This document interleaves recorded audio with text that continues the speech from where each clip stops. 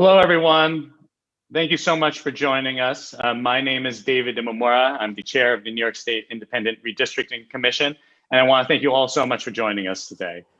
With us, I want to introduce my fellow commissioners and our co-executive directors. I want to introduce co-executive directors Karen Blatt and Douglas Brakel, and then commissioners Charlie Nesbitt, Evilise Cuevas Molina, Elaine Frazier, Willis Stevens, John Plateau, Ross Brady, and Vice Chair Jack Martins. So we will start first with statements from the commission, followed by questions from the press. Before we begin, one logistical note: could members of the press please include in their Zoom name, their organization, and publication, just for purposes of us recognizing you. So in 2014, New Yorkers voted to create an independent redistricting commission to redraw the state's legislative and congressional lines. Among other things, the referendum created a new process for drawing districts, where for the first time, New Yorkers themselves would be asked to weigh in on their congressional and state legislative lines. Since our appointment, I think I can speak for all of my fellow commissioners when I say that ensuring public engagement has been one of our top objectives. To fulfill this mission, we are announcing today that the Redistricting Commission will be holding 10 virtual public hearings, each focusing on different parts of the state, where we invite the public to 1, tell us about their communities, and 2, tell us how their districts can be improved. Each of these hearings will run from 2 p.m. into the evening and focus on a different region of the state.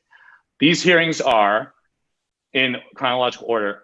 On Tuesday, July 20th, we will be having a hearing for Nassau and Suffolk counties. Thursday, July 22nd, Queens County. Monday, July 26th, Bronx and New York counties. Thursday, July 29th, Kings and Richmond counties. Monday, August 2nd, the Mid-Hudson Valley and the Capital Region. Thursday, August 5th, the North Country and the Mohawk Valley. Monday, August 9th, the Southern Tier and Central New York. Thursday, August 12th, Fingers Lakes and Western New York. There will be one catch-all hearing at the end on a date to be determined for statewide communities of interest, as well as anyone who missed these hearings that were previously scheduled. So again, these hearings are not statutorily required, unlike those that will occur in the fall. The state constitution requires us to only have hearings after we have prepared our initial maps. The commission felt that we needed to get input from the public before we received the census data or began to prepare draft maps. As a result, we have almost doubled the number of hearings that the commission will be having, all in the interest of maximizing public participation. Again, all of the hearings that I just listed are on our website. When we ask the public to tell us about their communities, we are asking them to delineate what redistricting experts call communities of interest, groups of people who form a cohesive community that should be considered for redistricting purposes. Communities do not have to be geographic cities or towns. If your community centers around a local house of worship, it makes sense for you to be in the same district. That is worth telling the commission. If many members of your community work at the same hospital or factory, that also is worth telling the commission. Anything that makes your community special or ties it together is information we want to know when we draw district lines. It is absolutely imperative that members of the public make their voices heard. We have one message for all New Yorkers. We need your help. This process will only work if you make your voices heard. We cannot draw lines that respect your communities if we do not know what your communities are. So please, please testify and submit materials to the commission. To sign up to testify at these hearings, go to our website at nyrc.gov to register and afterwards sign up for a hearing. Every individual will have 3 minutes to testify. These meetings will start at 2 p.m. and run into the evenings. Note that you do not need to be online at 2 p.m. in order to testify. Like a legislative hearing, you can come later in the evening and testify then. These hearings will be streamed live and archived on our website. If a member of the public cannot make the hearing for their region, either testify at the last hearing, which will be a catch-all for the entire state, or work with the staff to submit your testimony. The hearings notwithstanding, we actively encourage members of the public to send us as much written material to the commission as they feel necessary. Provide us with maps, photos of your community, anything you feel will help the community learn about help the commission learn about your community and help us draw lines accordingly. All of these materials are on our website, again, at nyirc.gov. Again, that's nyirc.gov. The website includes a timeline of hearings, as well as other materials regarding redistricting. Currently, our website is the only method of communicating with the public until our offices are open in several weeks. So please make your voice heard through that. Looking ahead, after we've finished this first round of hearings, the Census Bureau will provide us with the data to redraw the lines in mid-August. We will then, as required by the state constitution, prepare an initial set of congressional and state legislative lines, which will be presented to the public by September 15th. 1 month later, we will embark on another round of hearings, this time hopefully in person, where we will ask the public to provide input on our proposed maps. After that, we will submit our lines to the legislature. As we embark on our first round of hearings, I want to thank our staff for their tremendous efforts on the part of the commission. In particular, I want to thank Karen Blatt and Doug Brakel, our co-executive directors, for working for 8 months entirely unpaid as we figured out logistics. Let me turn things now over to Vice Chair Jack Martins for anything else you want to add. Jack? Thank you, David. First of all, I want to thank the commissioners for working so hard to get us to this point. As we embark on this listening tour, and I think it's important that we refer to it as a listening tour, we're there to listen. We're there to hear from the public in all 4 corners of the state, to hear what their interests are with regard to redistricting, communities of interest, where those lines lie, and how best we can represent them by reflecting that in the lines that are suggested eventually for legislative consideration. But I really want to thank my fellow commissioners for all of their work, all of these months. You know, we had hoped that we would have embarked on this listening tour perhaps a little earlier, but I think it's been well documented, the troubles we've had over the last several months in getting the commission properly financed, up and running. But through it all, our commitment has remained steadfast. We are prepared to move forward. We are holding these hearings. They are not statutorily or constitutionally required, but it's important. And I think it speaks volumes for the members of this commission that no one has hesitated or backed away from that commitment to reach out to the public for a second. The opportunity that we have to meet with various communities across the state, even in advance of preparing those our maps and receiving data from the Census Bureau, is important. We are the first independent redistricting commission for the state of New York. What we do will set precedent going forward. So all of the things we're doing now, we're doing, frankly, for their benefit as well as for ours, in terms of trying to set the right tone and balance with regard to our responsibilities.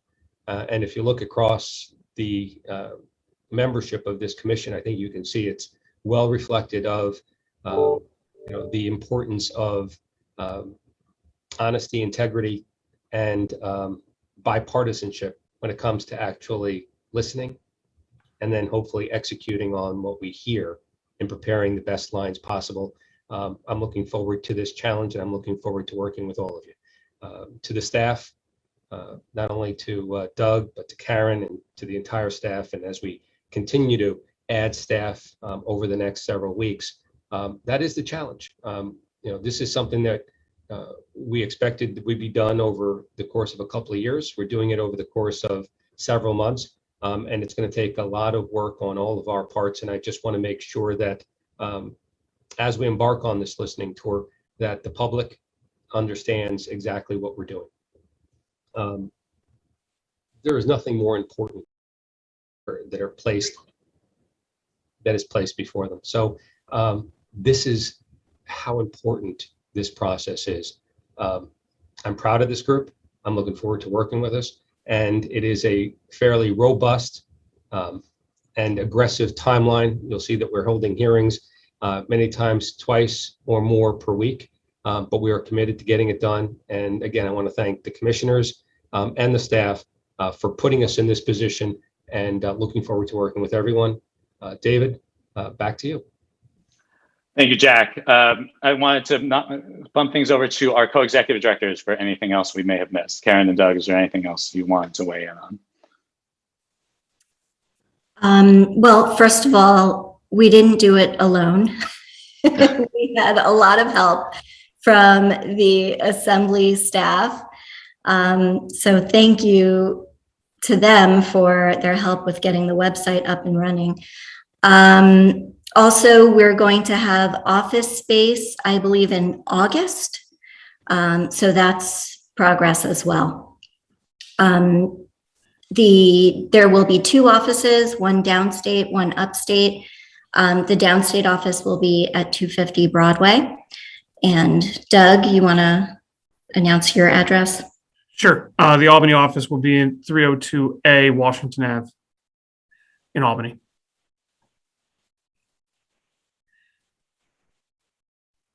Great. That's all we got. Sorry. I turn this now to my fellow commissioners. Is there anything else anyone would like to say?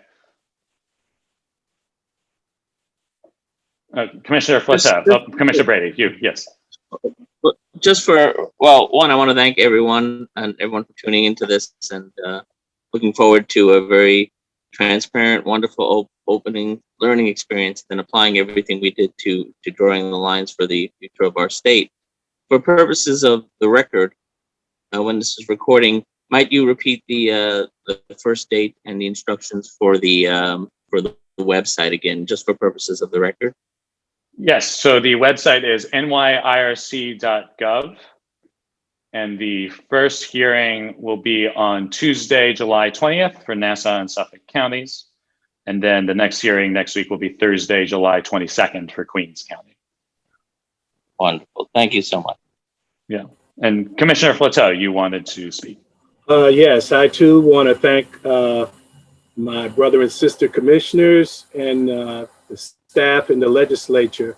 I would just note, along with communities of interest, that we are also very much interested in hearing about voting rights, concerns, and issues throughout the state. So we encourage all members of the public, organizations, to bring your local voting rights issues and concerns to our attention, as well as we proceed on this listening tour. Thank you, Commissioner Flatow. Commissioners, is there anything anyone else would like to weigh in?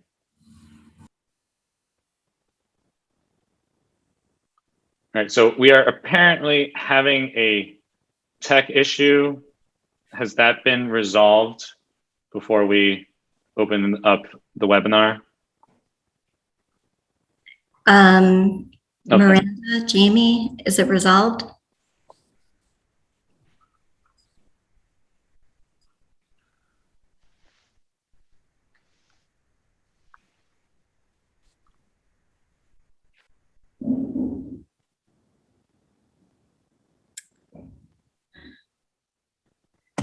Okay.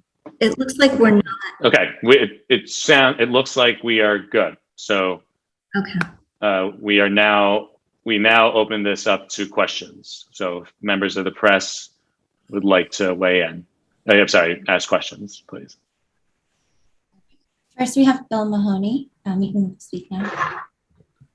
Hi, Bill. How are you? I'm well. Thank you for taking my question. So these virtual hearings, can you explain how they'll be in compliance with the open meetings law that would require some in-person attendance, it seems, for a lot of hearings like this?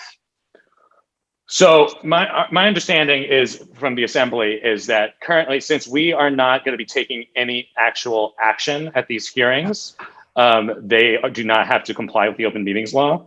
That is my understanding.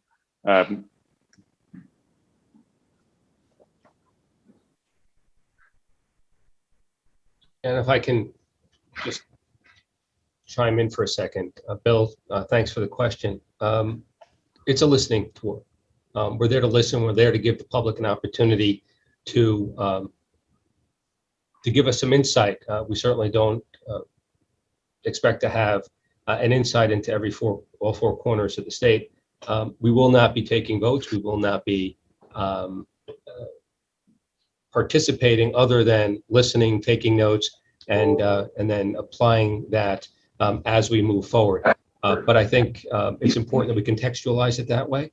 And so I see this as a tremendous positive in terms of the ability of this commission to move forward and to listen and to do the kind of public outreach that we're supposed to do, I certainly won't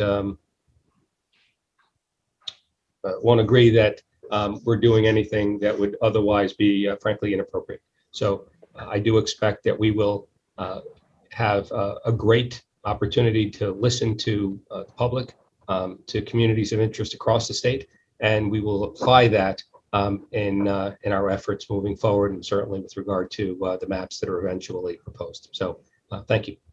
Thank you. Thank you, Bill.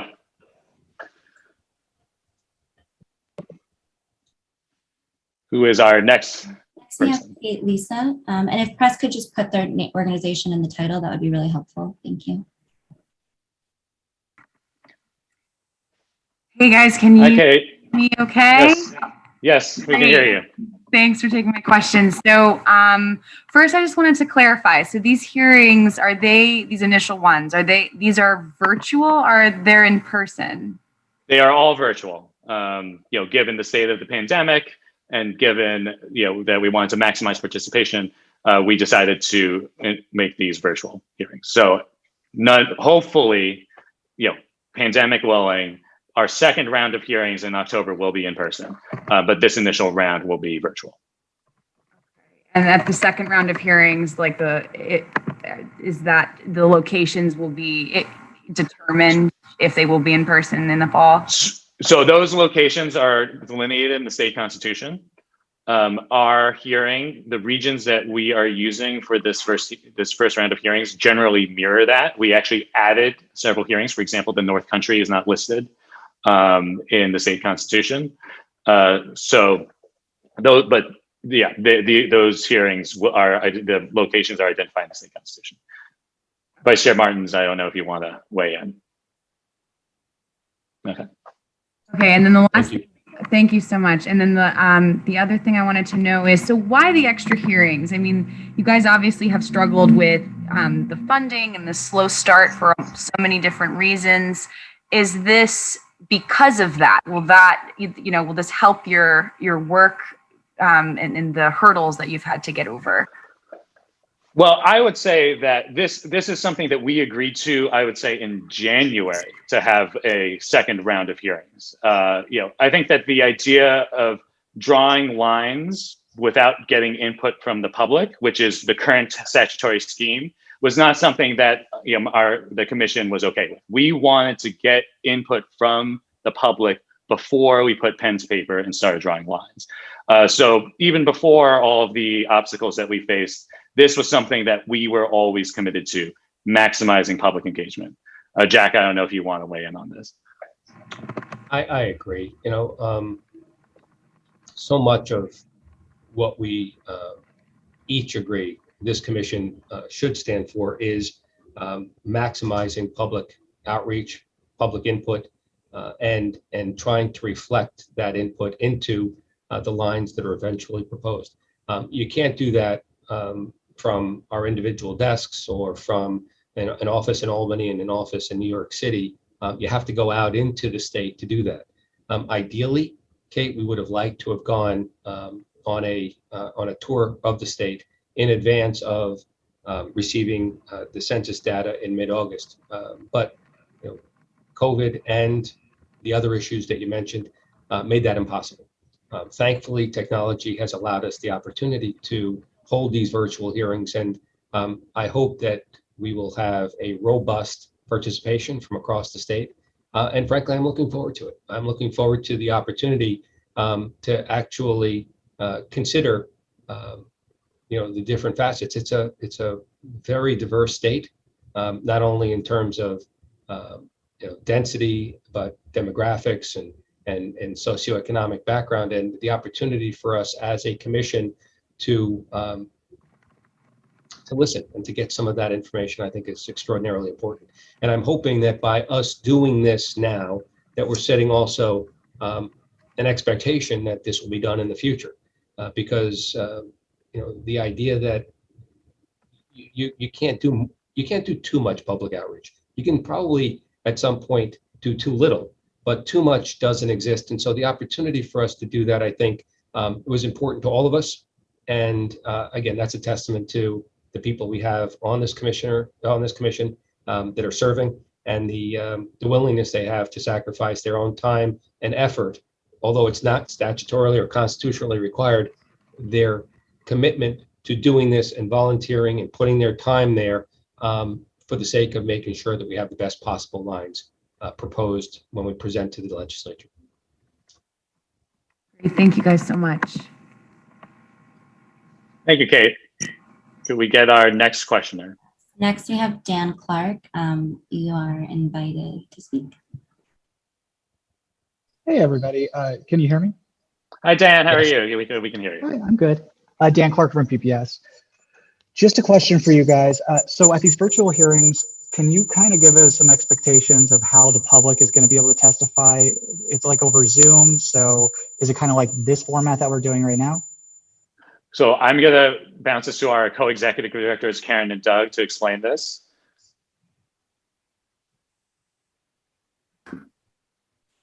Well, we clearly have some kinks to work out, but yes, that's the idea. It will be this type of platform. And before I let you go, I missed it. What date did you say the final districts were going to be released? I know the initial is September 15th, but I don't know the second. So the final lines go to the legislature. That is subject to a referendum in November. Okay, thank you. But I think that we are hoping, we haven't discussed an exact date, but I mean, I think that in order to ensure that the state legislature is able to act in time, as well as for boards of election to act in time, I think that at the latest we're looking at, early January.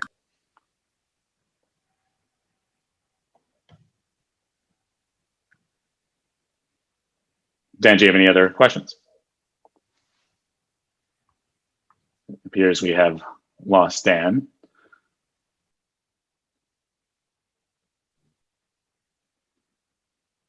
All right, wait.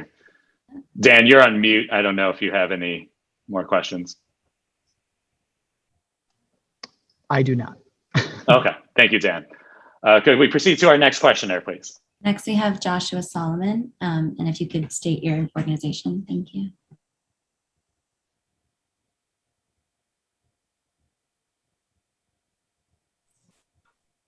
Hi, can you hear me?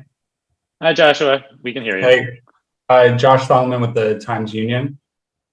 I was just wondering twofold. One, other than on the website and this announcement, how are you posting the hearings for the respective communities?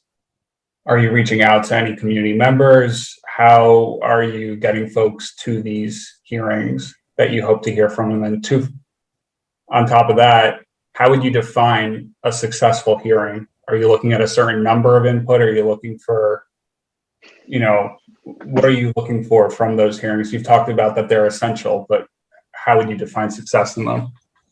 So to answer your first question, Josh, I think that all 10 commissioners are actively pushing these hearings out to their networks.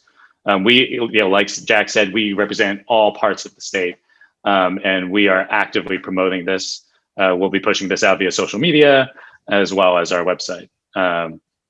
So we are actively trying to ensure that anyone and everyone who has an interest in this is able to find out about these hearings. As to your second question, I would say that there is no metric, there's no numerical metric for success in terms of getting public input, right? Quality definitely matters here. We want people to come forward and describe their communities, right? And if the more the merrier, but at the same time, the more people who are able to articulate their communities and what makes their communities special, what makes their communities important for purposes of redistricting, the better, I would say. Jack, do you want to weigh in? Sure. I'll take the second question first. As far as I'm concerned, the fact that we're holding them is already a sign of success. Anyone who participates is that much one more person who would otherwise perhaps not have had the opportunity to participate. So going above and beyond on this listening tour, I think is important, and we're doing that. And so the opportunity for us to listen, even if it's to a single person who takes time out of their day to provide testimony, I think is important. But the first question is equally important. We're holding this press conference for that very reason. And although we are 10 commissioners and we can reach out to a small group around us and try and get some interest in participating in these hearings, we're also relying on you. We're relying on you, Joshua, the Times Union, and all the other outlets that are out there to help us, to make sure that, for example, when we are hosting an event in Nassau and Suffolk County, that the residents of Nassau and Suffolk County perhaps will read about it in their local paper and have the opportunity to be reminded that they can participate in this first of its kind venture. So, whether it's in, it's on Long Island or whether it's in, Erie County, I'm hoping, or in Albany with the Times Union, I'm hoping that our newspapers and all of their social media outlets and the like will take the opportunity to advance these hearings and to make sure that their respective constituencies also know about these hearings and understand how important it is, and understand that at the end of the day, this is as important to the success of a democracy as anything. And so we're counting on you, your paper, and every other paper and social media outlet in the state in helping us promote these hearings as well. Thank you. If I may, just a quick follow-up. Is there any budget for posting of hearings, for advertising, for newspaper notifications, anything of that nature? And furthermore, are the commissioners reaching out to local governments to alert them, to alert their constituents? Sorry, go ahead, Jack. Yeah, on the first question, Karen, sorry, go ahead, Jack. First question, Karen and Doug, can you answer that question? We did set aside money for outreach and advertising. I don't have the numbers in front of me, and they're subject to change, but there will be a budget for that. That would be publication and social media. Right, and then as to your other question regarding local elected officials, we do hope to reach out and have them tap into their networks as well, though we are also sensitive to our status as an independent commission. Sure. And the opportunity to reach out to villages, towns, cities, counties, boroughs. There are a myriad of layers of government in New York State, and the opportunity to layer this message, I think, is important. And your point's well made. Certainly, there are organizations that can help us advance this message as well. Thank you. Josh, do you have any other questions? No, I'm good. Thank you so much. All right. Thank you, Josh. Could we have our next questioner, please?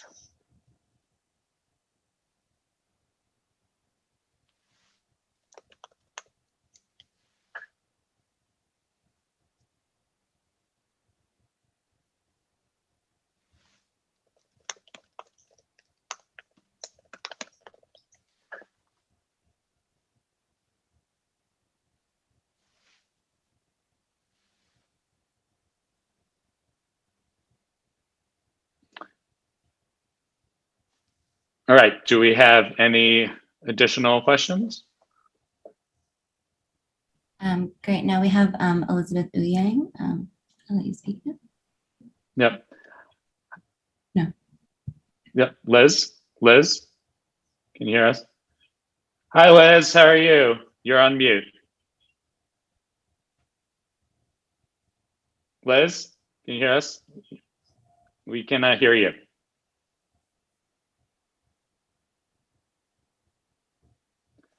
Liz, are you? She's only able to participate by text. So. Oh, okay. I think I saw some questions So oral testimony will be 3 minutes at the hearings. In order to be translated, you will, like, Karen and Doug, can you talk about the current status concerning translations?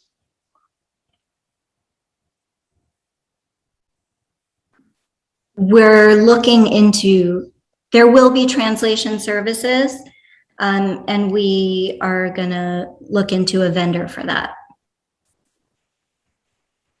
If you need translation services, let me just tell you, you should indicate that when you're signing up on the website. It asks if you need any special accommodations, so you should indicate that you need translation services. Commissioner Rimmer, Sorry, go ahead. I think her other question also is when would they end the hearings? So the hearings will go from 2 p.m. into the evenings. So like a legislative hearing, right? We're not gonna, you don't have to be there exactly at 2 p.m. to speak. You'll be able to join later. We will go into the evening as necessary. So people can, you will be able to indicate on the sign up, right, Doug, as I recall correctly. Doug, can you weigh in exactly on the logistics? Sure. You won't be able to indicate when what time you'd like to testify on the website, but staff will reach out and we will set a schedule accordingly. Yeah, I think, and Doug, thank you for that. I think it is important that we do not create the expectation that everyone's going to be sitting on a live line if there aren't people who are testifying. And so, please, if you're interested in participating, please sign up, please coordinate if possible. And we would encourage everyone to submit written testimony as well, so that there is a record of the participation. And if you're able, I think certainly it makes all the sense in the world to submit that written testimony to the commission in advance of your hearing, just so that, again, we can create that record. But I would be loath to leave the suggestion that if, for example, we start at 2 o'clock and the number of people who have signed up to testify runs through 4 o'clock, that someone can hop on at 6 o'clock and expect that the commission would still be there. And so please check availability so that we can coordinate properly with everyone. We want everyone to have an opportunity to be heard, but we also want to make sure that the commission is running smoothly and that these hearings do not have gaps. So Liz, to answer your questions, people can indeed attend the hearings without testifying. They'll be live streamed on our website. I'm not sure exactly technologically if we'll be able to have people share their screens, but they should. You can submit maps and any kind of written material to the commission directly. And then for people in Westchester, they should go to the Mid-Hudson hearing. As a Westchester resident myself, you should go to the Mid-Hudson hearing. Liz, do you have any other questions?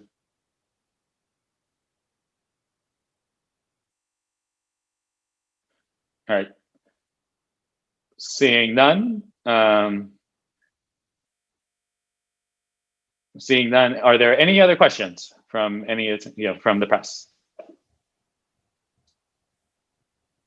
All right. Well, thank you all so much for joining us, and we hope to see you at our first hearing for Nassau and Suffolk counties, which will be at Jack Martin's house, which will be virtual on Tuesday next week.